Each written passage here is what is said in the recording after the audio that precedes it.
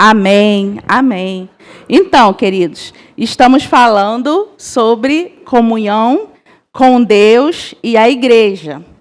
Essa ministração de hoje vale, eu ia falar vale ponto, vale presença para o discipulado de novos membros. Então, se você está aqui e você está fazendo o discipulado de novos membros, e ainda não teve esse módulo, você pode procurar aqui a Andréia no final e marcar a sua presença, amém? Só vale marcando a presença hoje, né? E quem também, assim, o que é o curso ou discipulado de novos membros? É um discipulado mesmo para quem está chegando na igreja, para quem pretende congregar no Verbo da Vida, ou mesmo, assim, ainda está em dúvida, eu estou visitando essa igreja, é tão boa, é tão legal, que a gente é mesmo, né? É tão legal, eu acho que eu vou congregar lá, mas eu ainda não tenho muita certeza. Então, é uma oportunidade de você conhecer a visão do Verbo da Vida. Em qualquer Verbo da Vida, em qualquer parte do mundo que você for congregar, é necessário fazer esse discipulado. Exatamente o quê? Porque quando a gente conhece a visão da igreja, a gente fica mais assim, firme, não é verdade? A gente não fica pulando de igreja em igreja, a pessoa, você começar a congregar aqui, aí daqui a alguns meses houve alguma coisa, e essa igreja ensina isso? Eu não sabia, não. E eu não concordo com isso, não. Por exemplo, nós falamos de batismo no Espírito Santo, amém? Nós falamos de, que mais assim, que batismo nas águas, sobre fé, que nós pregamos a palavra da fé, o Verbo da Vida prega a palavra da fé. Então, assim, fé é fundamental, fundamentos da fé. Falamos sobre, o pastor até ministrou semana passada, que é o governo da igreja, como funciona a hierarquia também dentro da igreja. Então, assim, fica sabendo de tudo. O básico a gente fica sabendo de discipulado, para não acontecer de, daqui a um tempo, essa igreja acredita em batismo do Espírito Santo? Não acredito nisso não, vou embora. Entende? Então, é exatamente para a gente ficar mais firme na doutrina que é a palavra. Amém? Então, vamos lá. Glória a Deus. Então, comunhão com Deus e a igreja. A primeira coisa, o que é comunhão? Comunhão é relacionamento, associação, interação. Eu peguei aqui uma definição de um dicionário que diz assim, comunhão, ação ou efeito de comungar, de realizar ou desenvolver alguma coisa em conjunto. Harmonia no modo de sentir, pensar, agir, identificação. Legal, né? Comunhão de pensamentos, em que há uma união ou ligação, compartilhamento. Isso é comunhão. Então, conforme a gente está congregando, conforme a gente está tendo comunhão com Deus e com nossa igreja também, com os nossos irmãos, com a igreja local, você percebe que a gente vai se identificando com a forma de pensar, agir e falar daquelas pessoas. Vê que a gente é tudo meio parecido? Já viu assim, eu não sei você, mas as pessoas falam assim, já conhece quando a gente é do Verbo da Vida pela forma de orar. Não é assim, o pessoal do Verbo da Vida, você ora mesmo, igual o pessoal do Verbo da Vida. É claro, eu sou do Verbo da Vida. Né? Então, a gente tem a nossa forma de falar. Amém? Cada um tem sua característica, mas nós falamos a mesma coisa. Cada um com o seu jeitinho, cada um grita, outro é mais calminho, um corre, outro pula, um se mexe muito, atrapalha o Andrei ali, ele gosta de me filmar, né, Andrei? Então, eu não me mexo muito, ele gosta. Aí, então, cada um com o seu jeitinho, mas falando a mesma coisa. Amém? Então, aí é engraçado, né? Igual Pedro, né? Quando Jesus foi preso, que as pessoas falavam assim, e você fala igual a ele. A gente acaba se associando, pegando a forma de falar daquelas pessoas com quem a gente se associa, não é? Glória a Deus por isso, amém? Lá em Efésios 2, 18 e 19, diz assim, porque por ele, está falando de Jesus, ele é Jesus, ambos temos acesso ao Pai em um Espírito. Assim, já não sois estrangeiros e peregrinos, mas concidadão dos santos e sois da família de Deus. Então, através de Cristo, nós somos o quê? Nós somos da família de Deus. Nós habitamos em uma família. Amém? Nós não só ganhamos um Pai, que é Deus. Deus passou a ser nosso Pai quando nós nascemos de novo. Nós não somos somente criaturas de Deus, agora nós somos filhos. E como filhos, é necessário que a gente tenha relacionamento, que a gente tenha comunhão com Deus. Não é verdade? Porque, imagina só, você ser de uma família, você ter um pai e não ter comunhão. Não existe, né? Até existe, mas isso é aberração. Mas o nosso Deus é perfeito, o nosso Pai é perfeito.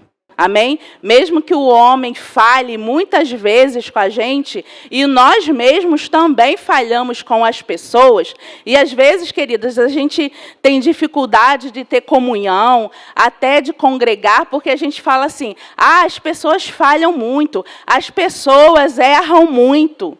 E será que se a gente estivesse lá naquela roda lá, quando Jesus pegou, tinha aquela mulher em adultério e trouxeram a Jesus, e Jesus falou assim, aquele que não tem pecado, que atire a primeira pedra. Ele não tinha pecado e ele não atirou a primeira pedra. Né? E muitas vezes a gente, que também erra, também tem nossas falhas, a gente quer... não vou na igreja não, esse negócio de congregar, porque as pessoas erram muito, me magoaram, mas ao decorrer da vida, queridos, acontece com todo mundo. Às vezes a gente, mesmo que sem querer, mesmo que sem ter a intenção, a gente pode magoar alguém. E existe um procedimento em relação a isso. Quando a gente magoa alguém, que a gente percebe que a gente fez algo errado, a gente deve chamar a pessoa e pedir perdão. Amém? Isso é relacionamento. Na nossa família, quantas vezes a gente se magoa na nossa família? E aí, por isso, a gente vai pegar nossas trouxas e ir embora? Não, estou indo embora porque me magoou muito. A gente não faz isso, não é verdade? A gente continua sendo daquela família e existe aquela coisa em família, né? Às vezes, a gente até fala assim, alguma coisa sobre a nossa família.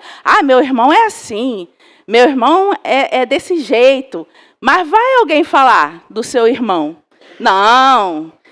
Que isso? Está falando meu irmão? Se concordar, meu irmão é assim, é assado, é cozido. É mesmo. Está falando meu irmão o quê? Né, Si? Eu posso falar, você não pode não. A família se defende, né? E a família de Cristo, nós que somos irmãos de Cristo, filhos do Pai, nós também precisamos nos defender uns aos outros. Não pense vocês, se chegar alguém, e já aconteceu, para falar mal de alguém para o pastor ou para mim, a gente defende, gente. A gente defende vocês. Como assim?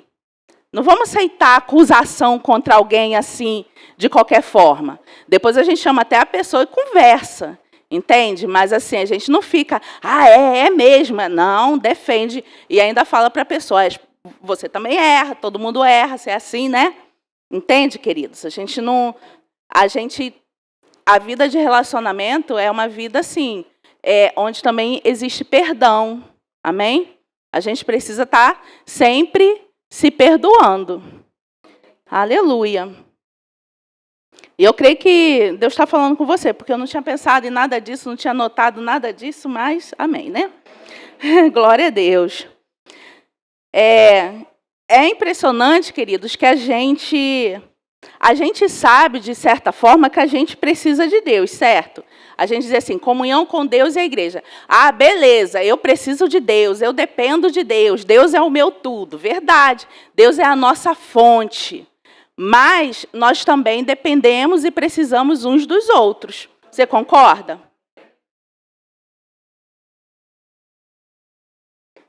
A forma de Deus agir aqui na Terra é através de nós, igreja. E aí, cada um tem seu talento, como eu já falei, cada um tem seu jeitinho. E olha o que está escrito lá em deixa eu ver aqui. 1 Coríntios 4, 26. Quando vos ajuntais, cada um de vós tem salmo, tem doutrina, tem revelação, tem língua, tem interpretação. Faça-se tudo para edificação. Amém? Então, quando a gente se ajunta para melhor. Amém, queridos? A gente se ajunta para ser edificado, para crescer, para ser elevado. Amém? Para sair daqui melhor. A convivência de nós uns com os outros nos torna melhor também. Amém? E até aquelas coisinhas, às vezes, que acontecem, vai também nos aperfeiçoando. Amém? A gente vai aprendendo a compreender as pessoas, a se colocar no lugar do próximo, não é?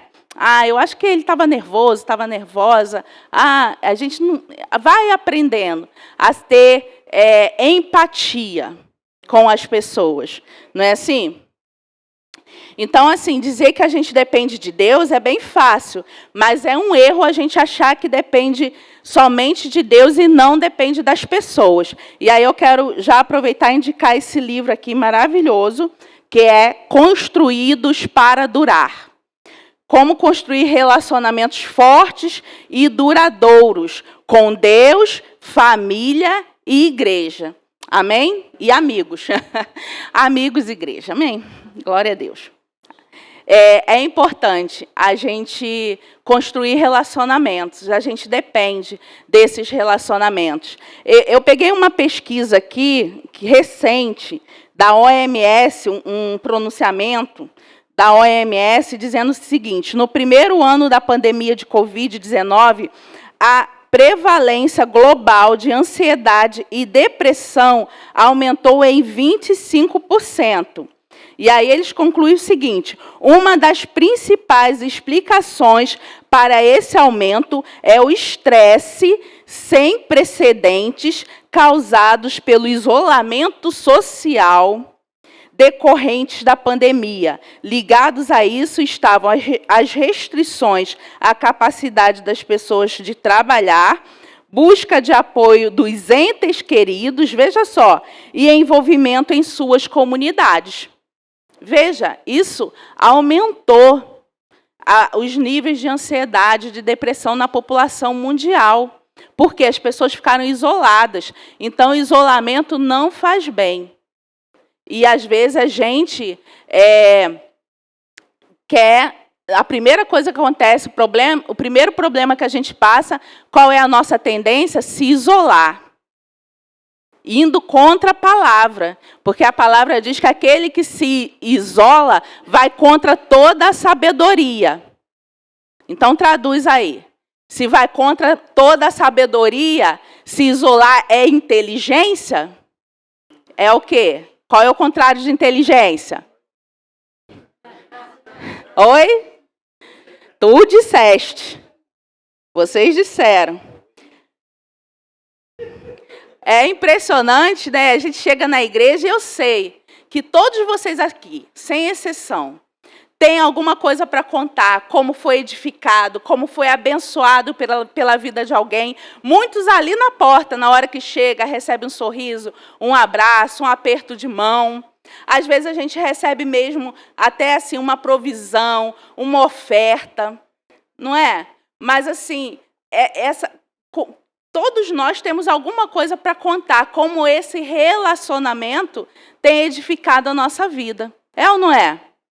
Sem exceção. Quem vem à igreja, queridos, sabe muito bem que tem alguma coisa para contar. O dia que chegou aqui triste, saiu alegre. O dia que estava enfermo, alguém orou, impôs a mão, se preocupou, teve cuidado com você, não é? Amém? Glória a Deus. Isso é a igreja, amém.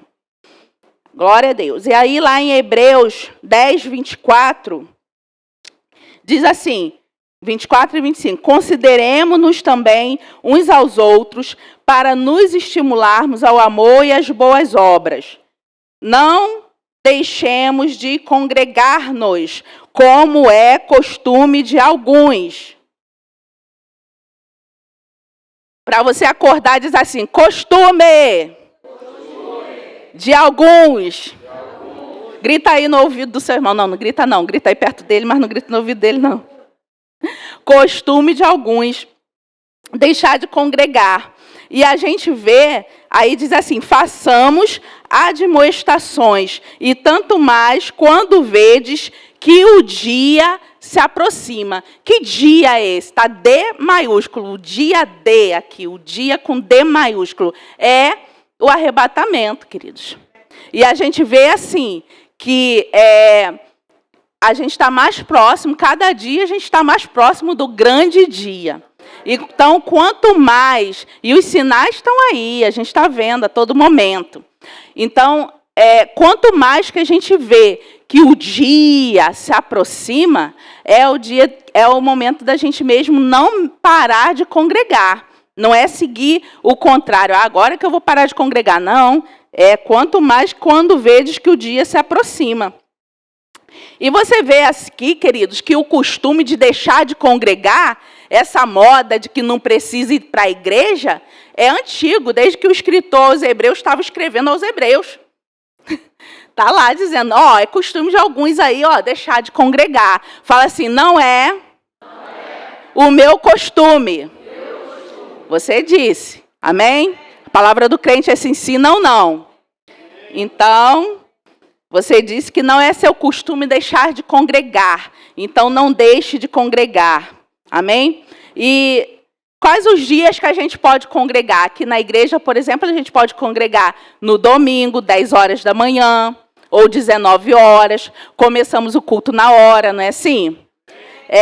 Quinta-feira, 20 horas, começamos também na hora.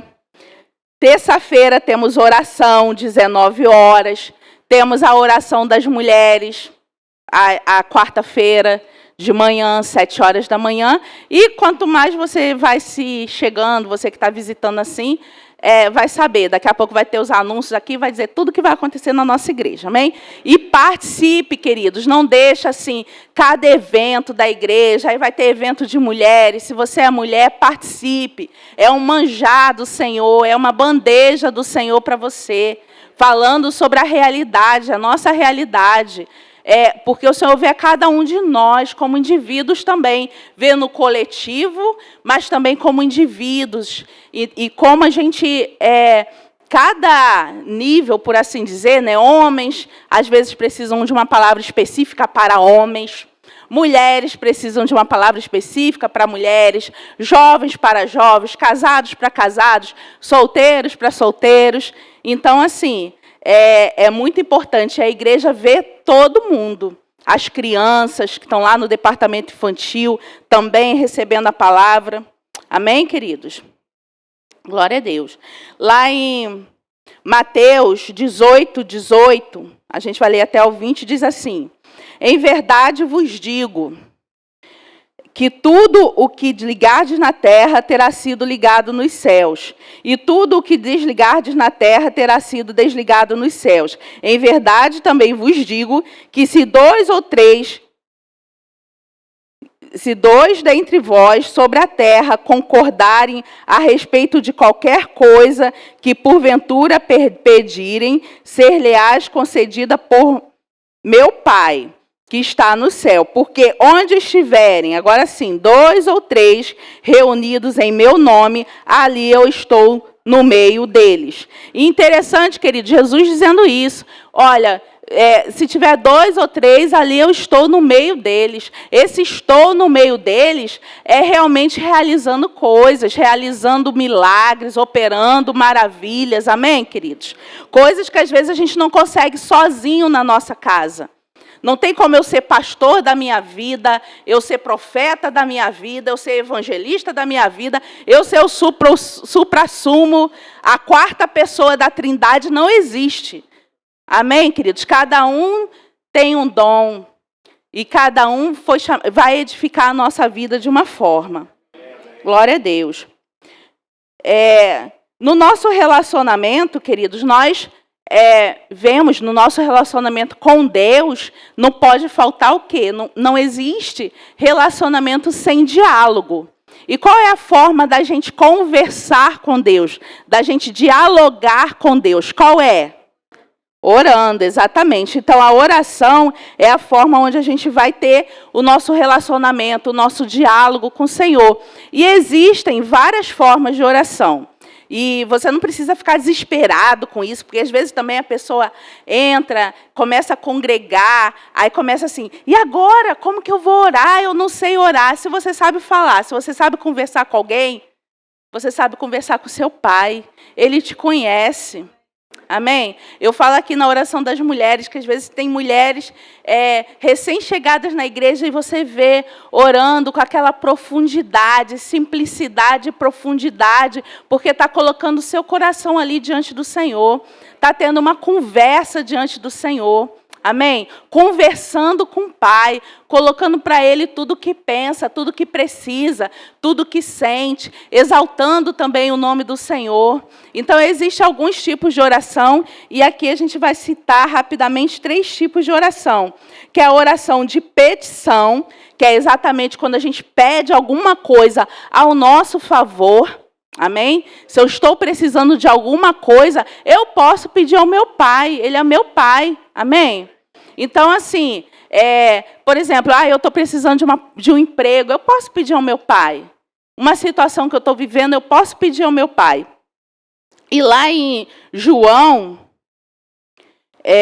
deixa eu ver aqui, João 15:7 diz assim, se permanecerdes em mim e as minhas palavras permanecerem em vós, pedireis o que quiseres e vos será feito. Então, assim, importante permanecer no Senhor. E importante também que a palavra permaneça em nós, porque aí nós vamos pedir de acordo com a palavra. Por isso que é importante saber o que a palavra diz ao nosso respeito. Que aí a gente não vai aceitar qualquer coisa achando assim, não, essa é a vontade de Deus para a minha vida. A vontade de Deus é boa, agradável e perfeita. Eu preciso conhecer o caráter do meu Pai.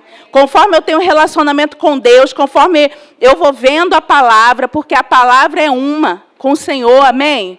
Deus não nega a sua palavra. Então, assim, conforme eu vou vendo, tendo relacionamento com Deus, conforme eu vou examinando as Escrituras, vendo o caráter de Deus com o seu pai, com a sua mãe, com a sua família, você não é capaz de dizer assim, meu pai jamais faria isso. Minha mãe jamais faria isso. Não é? Como eles são falhos, tem umas coisinhas que a gente sabe que bem que eles fariam. Mas tem coisa que a gente fala assim, isso aí ele não faria de jeito nenhum. Então, da mesma forma, nosso Pai, que é perfeito. Então, a gente vai saber assim, colocar enfermidade em cima de mim, meu Pai não faz isso. Ele não tem enfermidade para me dar.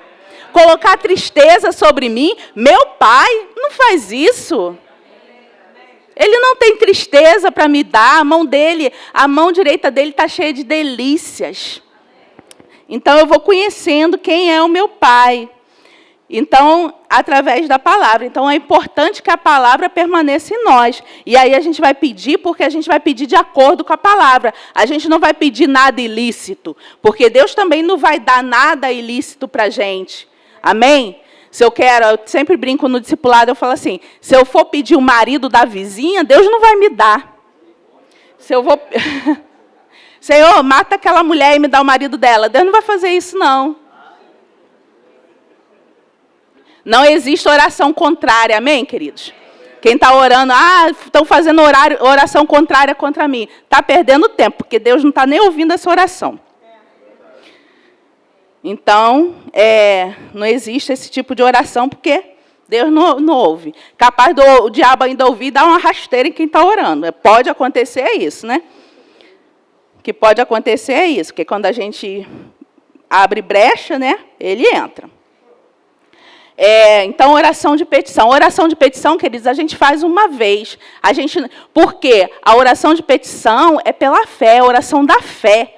Então, se eu pedir com fé, eu tenho certeza que eu já recebi. E se eu já recebi, eu não preciso pedir de novo. Aí, o que eu vou fazer? Eu vou agradecer. Aí entra a oração de ações de graças. Eu vou agradecer por tudo que o Senhor já fez. E é importante, assim, queridos, a oração de ações de graças é muito importante. Render graças por aquilo que eu tenho, por aquilo que o Senhor já me deu. É muito importante. Olha na sua casa, acha alguma coisa para agradecer. Às vezes a gente só quer reclamar. Não tem isso, não tem aquilo, não tem aquele outro. Olha o que tem. Olha alguma coisa que tem. Com certeza você vai achar alguma coisa para você agradecer. Com certeza. E começa a agradecer. E eu acho impressionante que Jesus, quando ele recebeu, ele estava lá com aquela multidão, milhares de pessoas, e ele queria alimentar a multidão, e chegou para ele 5 pães e 2 peixinhos. E eu fico imaginando a gente, às vezes, naturalmente, tem um pouquinho de coisa em casa. Eu já falei assim, às vezes os jovens, principalmente, adolescentes, abrem a geladeira e não tem nada, né? Aí, olha aquilo. Já pensou? Chegar para alimentar vocês aqui mesmo, 5 pães e 2 peixinhos. Isso aqui não é nada. Mas o que Jesus fez? Graças eu te dou, Pai. E foi partindo, e partindo. E quanto mais ele partia, mais pão aparecia, mais peixe aparecia. Porque existe milagre nas ações de graça. Amém? Seja grato ao Senhor por aquilo que você tem. Amém? Glória a Deus. Pelas pessoas que o Senhor coloca na sua vida. Acha alguma coisa, mulher, para agradecer ao Senhor pelo esse marido que você escolheu. Senhor, obrigada que, sei lá, ele é bonito, ele é inteligente. E vai multiplicando aí, queridos. Os predicados vão multiplicar. Glória a Deus. Aleluia. Santo é teu nome. Oração de intercessão. Oração de intercessão é quando a gente intercede exatamente por outra pessoa. Essa oração, a gente faz até ver o resultado. Por quê? Porque não depende da minha fé. Amém? Depende da pessoa, muitas vezes. Então, assim, se eu estou orando para a salvação de alguém, eu não posso impor a salvação a ninguém. A única coisa que eu posso fazer é interceder, que o Senhor guarde a vida daquela pessoa, que ela não morra antes do tempo, que pessoas cheias do Espírito Santo venham ao encontro dela, ministrar a palavra. Então, aquilo eu vou intercedendo. Se alguém está enfermo, a gente vai intercedendo até ver a cura se manifestar, porque não depende da minha fé. Para a minha vida, eu tenho que crer que eu já recebi a cura, eu já tenho a palavra, eu sei que Cristo levou sobre si todas as minhas enfermidades. Amém? Agora, para a vida daquela pessoa, eu tenho que interceder até isso ser real na vida dela. Amém? Glória a Deus. E, queridos, nós temos relacionamentos com Deus através do nosso espírito. O que é isso? Nós sempre falamos aqui. O ser humano, ele é espírito, possui uma alma e habita um corpo. Não é assim? Você sempre vai ouvir falar assim, eu sou espírito, possuo uma alma e habito o corpo. O que é o espírito? O espírito é exatamente a parte que tem comunhão com Deus.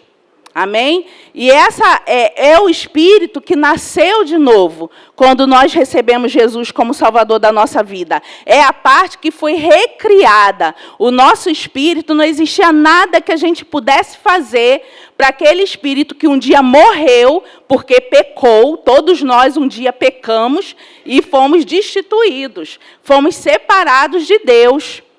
Mas, o que acontece? Quando a gente nasce de novo, existe uma religação. Cristo é essa ligação. que faz de novo, nos liga de novo, e aí nós passamos a ser filhos de Deus, nós passamos a ter comunhão com Deus onde? No nosso espírito. Amém? Lá em 1 Coríntios 5,17 diz assim: e assim, se alguém está em Cristo, é nova criatura. Onde é nova criatura? No Espírito. As coisas antigas já passaram, eis que se fizeram novas. Romanos 8,16 diz assim: o mesmo Espírito testifica, ou seja, está falando do Espírito Santo. O Espírito Santo testifica com o nosso espírito que somos filhos de Deus. Então, você nasceu de novo, você tem certeza que você é filho de Deus. Não é verdade? Você tem certeza que é salvo. Me prova que você é salvo. Não, eu não sei provar, mas eu sei que eu sou salvo. É convicção. Então, queridos, o mesmo Espírito testifica com o nosso espírito que nós somos filhos de Deus. Então, assim, essa comunhão é no Espírito. A alma, e o que é a alma? A alma também é uma parte imaterial, mas que ela é onde reside assim, o nosso intelecto, os nossos sentimentos, as nossas emoções, a nossa vontade, a nossa razão. E o que acontece com a alma no novo nascimento? Nada.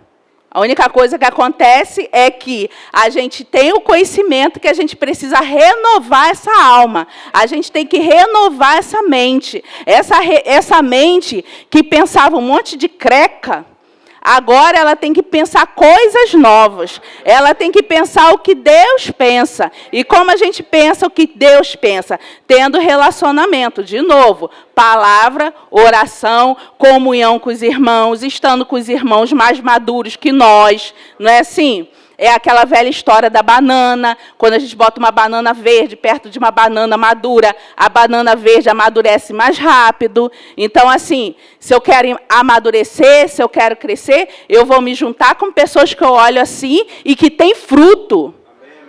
Que a árvore conhece pelo fruto. Quando a gente vê assim, aquele ali não tem muito fruto, não. Se eu andar com ele, talvez eu venha cair nas mesmas bestagens que ele cai. Então, deixa outro se juntar com ele. Eu vou me juntar com aquelas pessoas, principalmente quando eu estou chegando na igreja, às vezes eu sou novo convertido. Tem uns crentes oba-oba, gente. Tem o crente Raimundo, pé na igreja, outro no mundo. Um dia ele... Eu acho que eu já fui crente Raimundo, querido. Cheguei aqui, olha só. Então tem salvação para o crente Raimundo também. Já fui, ó. Acho que eu nunca confessei isso aqui, né? Eu já fui crente Raimundo. Eu ouvia metade do dia música secular, outra metade música gospel. Para ter assunto com as duas tribos que eu ia. Mas meus filhos estão ouvindo isso, né? Eles já são crentes, graças a Deus. Mas glória a Deus, amém? Fui me juntando com pessoas mais maduras, amém? Tive um pastor, como que fala, personal exclusivo para mim. E aí fui amadurecendo, amém? Glória a Deus. Então, o crente Raimundo continua aqui. Mas, se você está chegando, olha quem tem fruto. Fruto de justiça. Olha, eu preciso desenvolver essa área. A fulana é tão calminha, eu vou andar com ela, porque eu sou um pavio curto. Então, anda com quem tem pavio longo. Amém? Glória a Deus. Aleluia.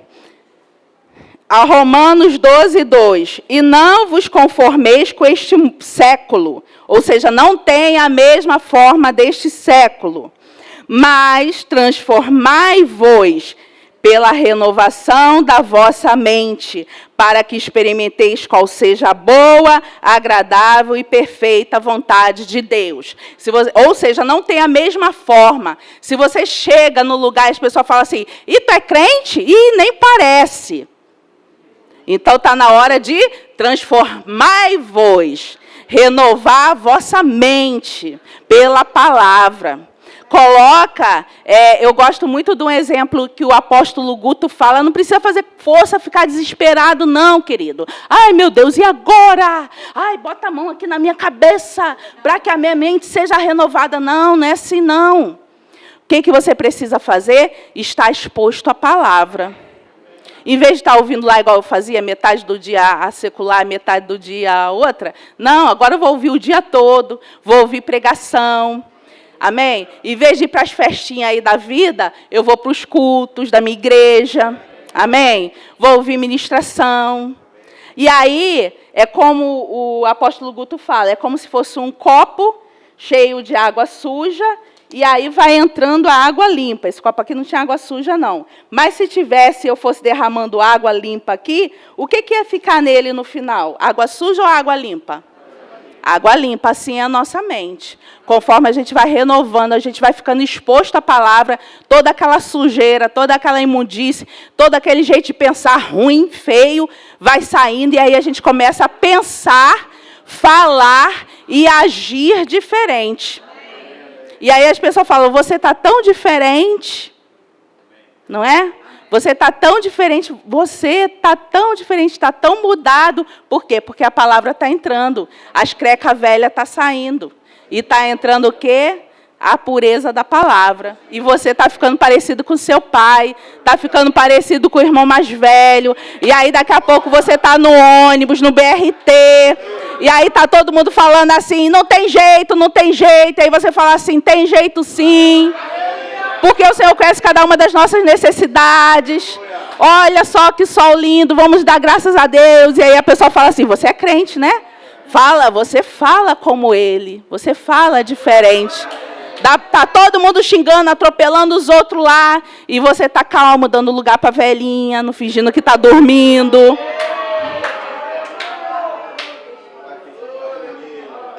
E aí, vejo que és crente, tu falas diferente.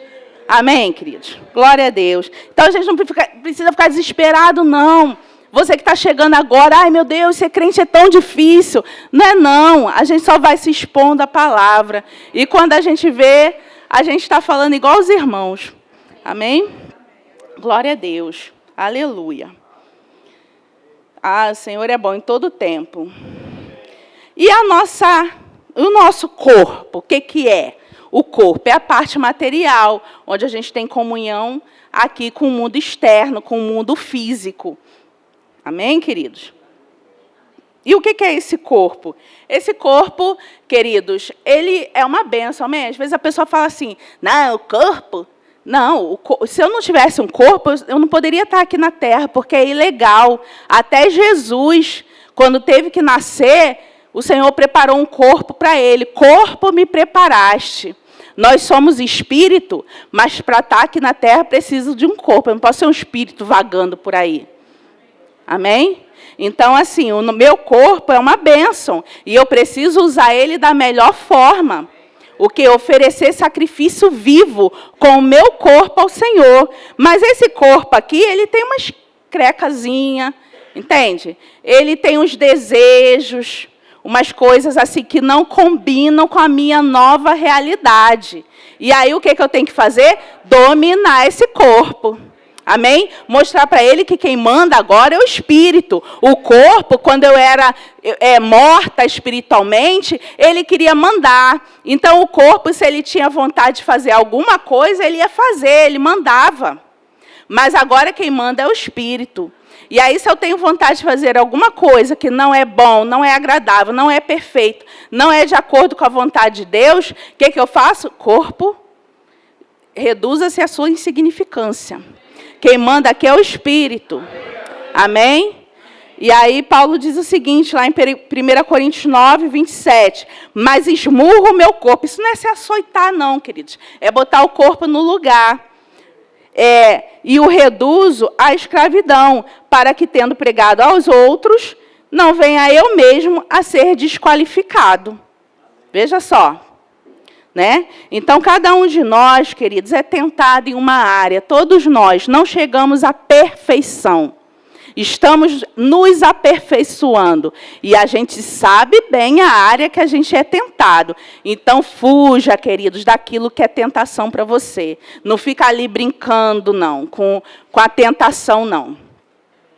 Amém? Gálatas 5:16 diz assim: digo, porém, andai no Espírito, e jamais satisfareis a concupiscência da carne, ou a vontade da carne. Se eu andar em Espírito, o que é andar em Espírito? Não, é andar guiado pelo Senhor, fazendo a vontade do Senhor, de acordo com a palavra do Senhor. Amém? E aí eu não vou fazer a vontade da carne.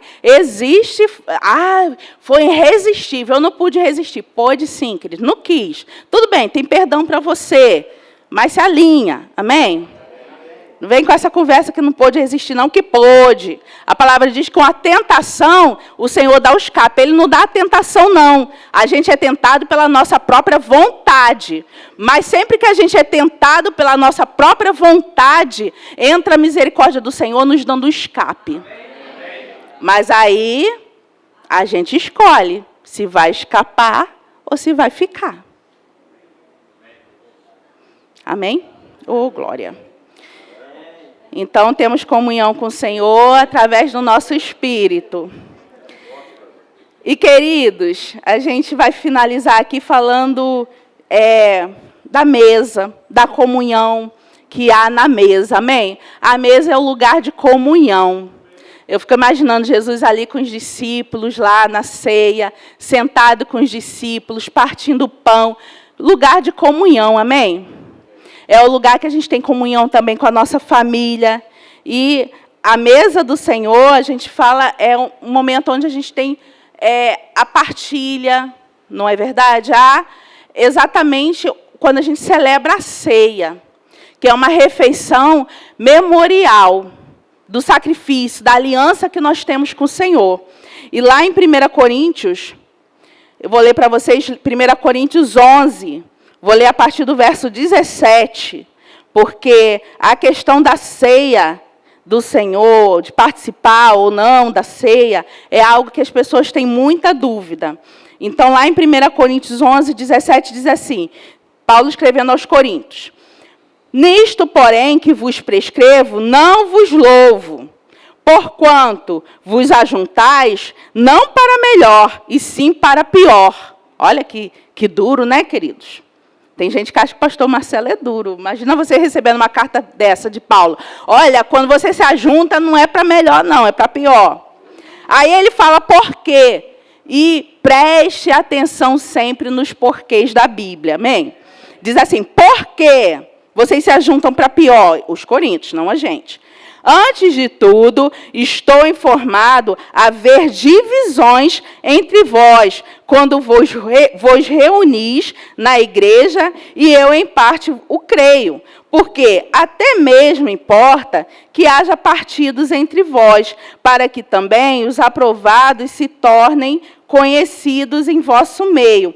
Quando, pois, vos reunis no mesmo lugar, não é a ceia do Senhor que comeis, porque, ao comerdes, cada um toma antecipadamente a sua própria ceia, e há quem tenha fome, ao passo que há também quem se embriague. Não tendes, porventura, casas onde comer e beber? Ou menosprezais a igreja de Deus e envergonhais os que nada têm? Que vos direi? Louvar-vos-ei? Nisto, certamente, não vos louvo. Então, queridos, prestem atenção aqui. No tempo lá de Paulo, quando eles se reuniam e celebravam a ceia, não era assim igual a gente aqui, esse pedacinho de pão, aquele cálicezinho pequenininho, que é só o memorial mesmo. É só memorial, porque não tampa nem o buraco do dente, né? Não mata a fome de ninguém. Mas, naquele tempo, o povo levava pães, vinho, era uma refeição. E aí, na igreja de Coríntios, o que eles faziam? Os ricos levavam as suas refeições, se juntavam para um canto, e os pobres ficavam lá jogados. Se levou, levou, meu filho. Se não levou, isso aqui é meu, não tem, não tem. Entende? Então, é isso que Paulo está condenando aqui. Está bem claro aqui no texto.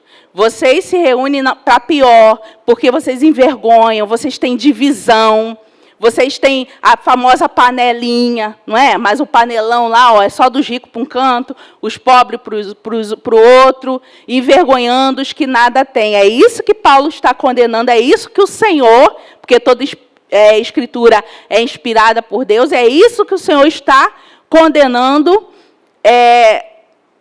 em Coríntios, né, no procedimento deles. E aí Paulo continua, melhor dizendo, porque eu recebi do Senhor o que também vos entreguei, que o Senhor Jesus, na noite em que foi traído, tomou o pão e, tendo dado graças, o partiu e disse, isto é o meu corpo que é dado por vós. Fazei isto em memória de mim. Por semelhante modo, depois de haver ceado, tomou também o cálice, dizendo, este cálice é a nova aliança do meu sangue. Fazei isto todas as vezes que o beberdes em memória de mim, porque todas as vezes que comerdes esse pão e beberdes o cálice, anunciais a morte do Senhor, até que ele venha. Então, você vê que quando a gente participa da ceia, queridos, é algo sério, no sentido assim, é muito sério. É uma refeição memorial da aliança que nós temos com o Senhor. Quando nós aprendemos sobre a aliança de sangue, a gente percebe que toda aliança tem uma refeição. Você imagina assim, olha só, aqui na Terra, o que é mais parecido com a aliança, o que nós temos com o Senhor, que a igreja tem com o Senhor, é o casamento entre homem e mulher. Amém? E aí, você percebe o seguinte, que o Senhor, né, na própria Bíblia, chama a igreja noiva de Cristo, as bodas do Cordeiro. Ou seja, o nosso relacionamento com Deus, o único relacionamento aqui na Terra que é comparado é o casamento. E aí você já viu, numa festa de casamento, aí tem uma refeição lá, que é o bolo, não é assim? Normal. E quando a gente vai embora sem comer o bolo, não parece que a gente nem foi no casamento? Porque, assim, é aquela refeição memorial daquele casamento, daquela aliança. Toda aliança tem uma refeição memorial. E, no nosso caso, é a ceia. Estão entendendo? Então, toda vez que a gente participa da ceia, a gente está dizendo o seguinte, eu tenho uma aliança com o Senhor. Ele morreu por mim, mas Ele ressuscitou. E Ele vai voltar, Ele está voltando. Eu estou anunciando que o Senhor está voltando, até que Ele venha. Amém? Glória a Deus. Então, o propósito da ceia é esse, anunciar a comunhão que nós temos com o Senhor, mas uns com os outros também, porque ali nós estamos participando juntos. Nós não estamos sentados numa mesa, porque não dá, né? Imagina, ia ter 1 quilômetro a mesa. Mas, assim, estamos ali participando junto. Esperar, a gente vai continuar lendo aqui, a gente vai ver. E aí o pastor pergunta assim, quem está celebrando a ceia, ministrando, vai perguntar, todos receberam? Então, vamos comer o pão, todo mundo junto, que bonitinho. Vamos beber o cálice, todo mundo junto, participando da mesma refeição. Sentados, por assim dizer, na mesma mesa. Comunhão, todos iguais. Amém, queridos? E aí ele diz assim, porque todas as vezes que comerdes este pão e beberdes o cálice, anunciais a morte. Então, a gente está anunciando a morte do Senhor até que Ele venha. E a gente está dando testemunho lá fora. Olha só, Jesus morreu, mas Ele está voltando. Vem também. Nasce de novo, aceita Jesus como seu Salvador, vem participar dessa ceia, entende? E aí ele diz assim, peraí, me perdi, estou aonde? 7.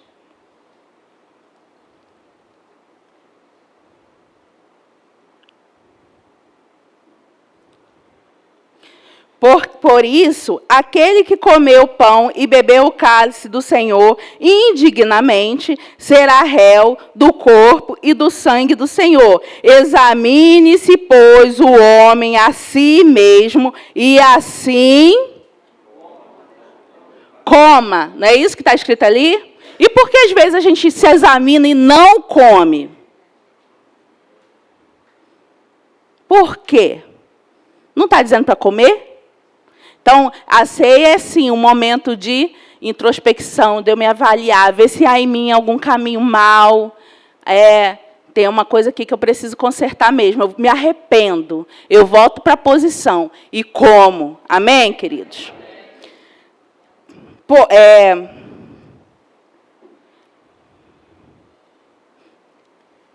Examine-se, pois, o homem a si mesmo, assim coma do pão e beba do cálice. Pois quem come e bebe sem discernir o corpo, come e bebe juízo para si.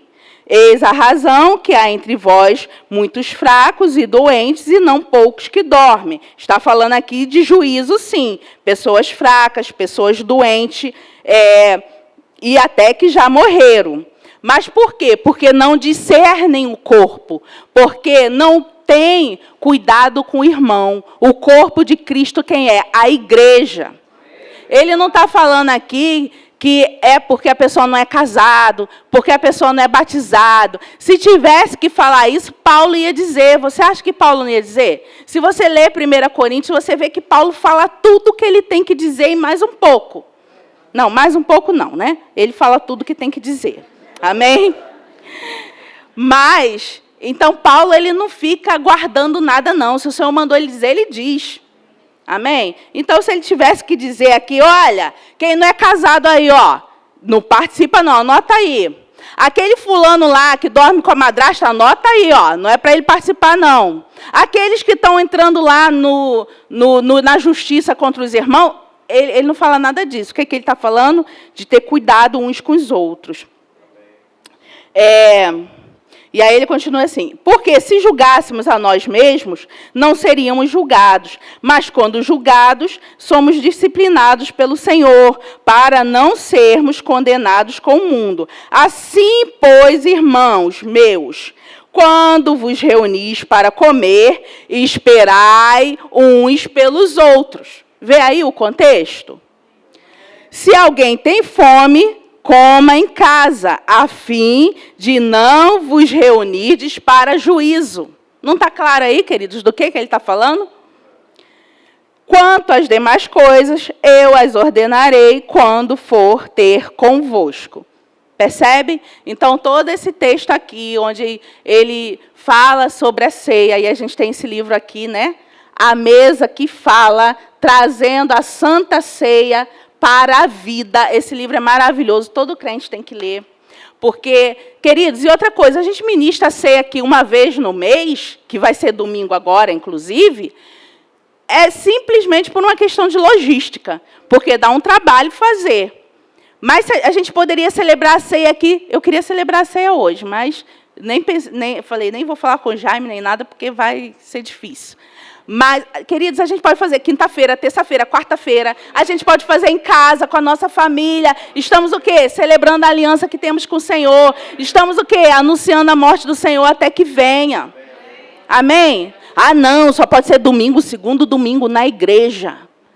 Ah, esse dia eu tenho que fazer um monte de coisa. Então, coisas certas a gente tem que fazer todo dia. Viver em comunhão com o Senhor, a gente tem que viver todo dia. Se abster do pecado, a gente tem que fazer isso todo dia.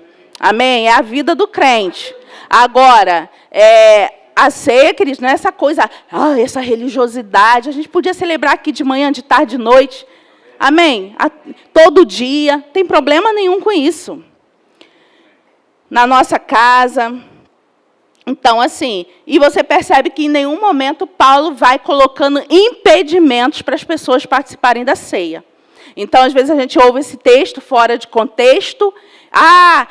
Quem participar da ceia indignamente. E o que é indignamente? É porque não é casado. Se não é casado, mora junto, não pode participar. Quem não é casado e mora junto com alguém, entrou para a igreja nessa situação, queridos, o que a gente fala sempre assim? Tem coisas que já muda imediatamente. Tem coisas que mudam primeiro dentro da gente, amém? Então, eu tenho certeza, quem está congregando, não é casado oficialmente, tem no seu coração o desejo de se casar. Mas, às vezes, o outro, né, o cônjuge, às vezes nem crente é. Então, queridos, casar não depende só de uma pessoa. E o que a gente vai dizer? Separa, larga. O amor faria isso? Não. Entende? Então, o que a gente fala?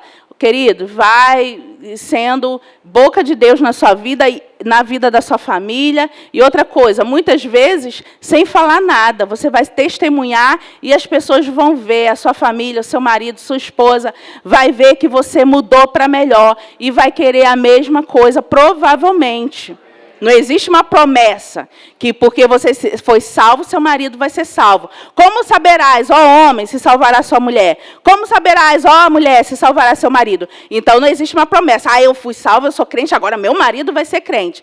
Mas é bem provável, porque coisa boa todo mundo quer, ele vai vendo que você está uma pessoa mais interessante, uma pessoa mais legal, você também está um marido ou uma esposa melhor, que ele não quer perder. Entende? E aí vai indo, normalmente a pessoa se converte, mas não existe uma promessa. Amém?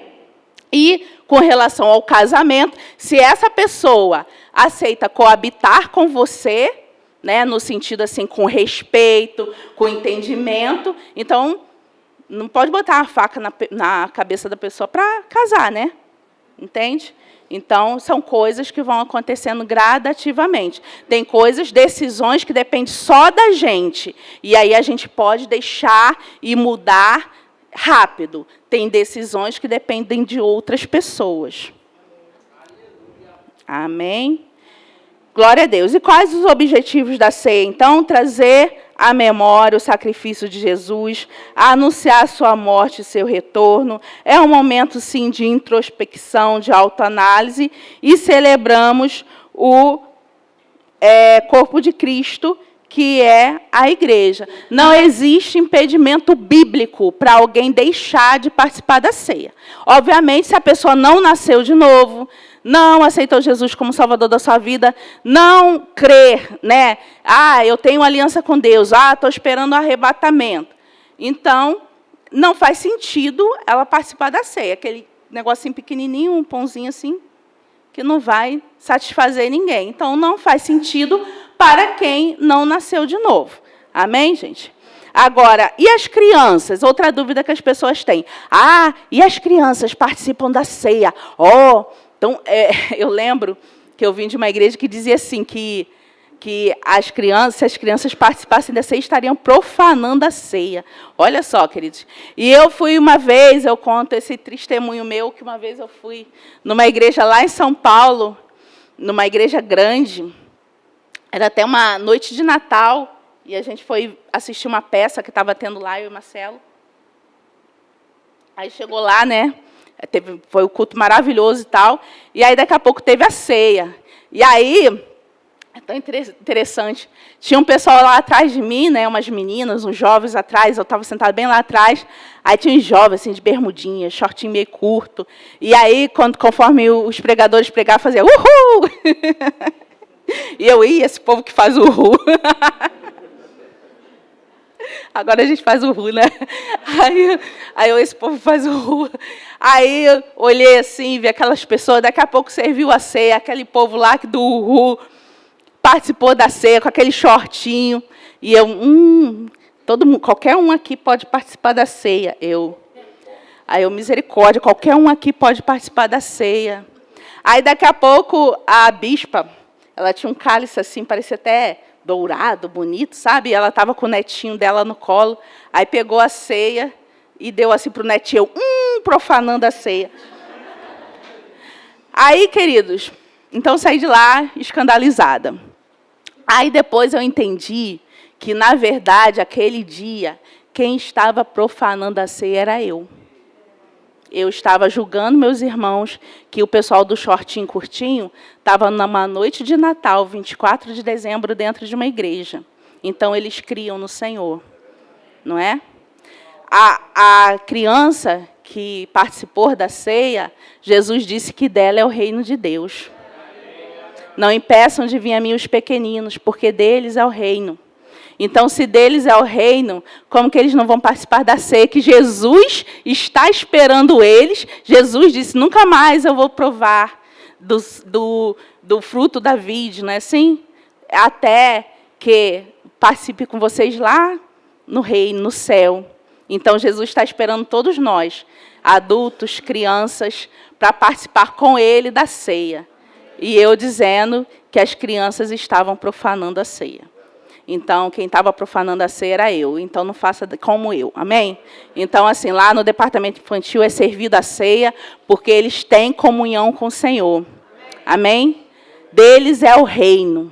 Amém? Seja edificado na prática da palavra. Glória a Deus.